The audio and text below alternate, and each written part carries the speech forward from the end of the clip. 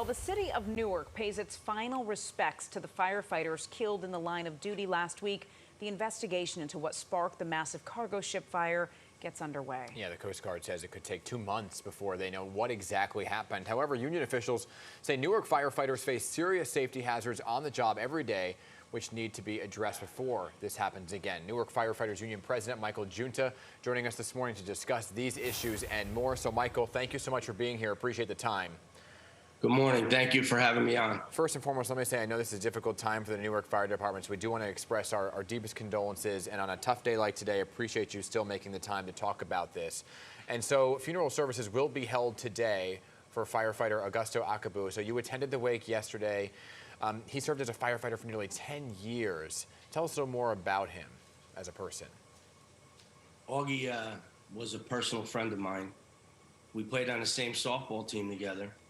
He was just a great human being, always smiling, always singing, just a happy guy, a family guy, dedicated to his mother and father. Just a really, really great guy. Never had a bad word to say about anybody. And we know the wake for Wayne Brooks Jr. will also be held today. Wayne, who is affectionately known as Bear, leaves behind a wife, his daughters. We learned that Wayne graduated first in his firefighter class. So what kind of support will the Firefighters Union be providing for families moving forward? I'll tell you, this is one of the hardest things I've ever been through in my life. And I look at Bear, excuse me, and I worked with Wayne for 10 years. And we went to fires together. He was an absolute great guy, family man, worked 2 jobs, great cook. And, you know, trying to help the families through this and support the families in any way we can. Little things, just anything they ask of us. I have all my brothers and sisters behind me, helping us on a daily basis, just trying to be there for this family, for his wife, for his 2 daughters. And the outpouring of support is just unbelievable. Yeah. I mean, and not only thank you both for telling us about both of them more on a personal level. I know it's not easy for you to do, especially on a day like today, as you're putting one of them to laying one of them to rest, and you have the entire community wrapping their arms around the department. I do want to talk a little bit more about procedures now in the wake of what we saw play out last week, right? Understanding now that there used to be a fire station at the Newark port. It's been closed for nearly 30 years. Because of this really eye-opening moment here, what are the chances that could reopen? I can only hope that over the next couple years, we hire more firefighters, we get better training, and because the one statement I want to say to everybody is that better trained firefighters and better prepared firefighters make it for a safer city. And safer for the Newark firefighters that go out there and do this job on a daily basis.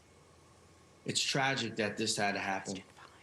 But I know that the city of Newark will definitely move forward with training.